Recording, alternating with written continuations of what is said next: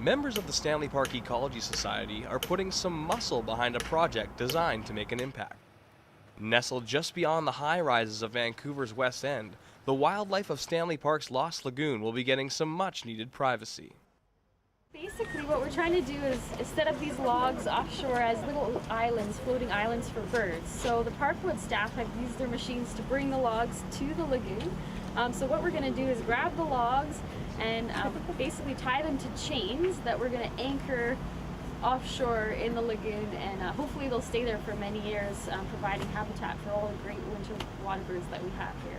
Robin is just happy to put her skills to work thanks to a generous $50,000 donation from HSBC. Again, HSBC stepping forward with some funding directly to the nonprofits so that we can do what we do well. Which wasn't always the case. Eroded by years of neglect, it wasn't until the windstorms of '06 and '07 that the public began to take notice. What it accomplished was a much higher profile for Stanley Park. Everybody loves Stanley Park, but I think they felt that it was resilient in and of itself.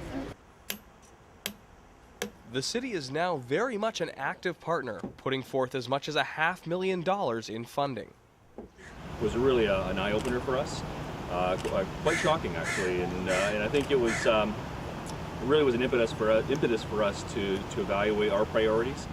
The logs installed here today as part of the HSBC Freshwater initiative is but a small part of the overall Stanley Park Ecological Action Plan, a joint venture between the Ecology Society and the city aimed at restoring damage done to the park over time, setting it up to remain one of the world's most prolific urban park centers well into the future.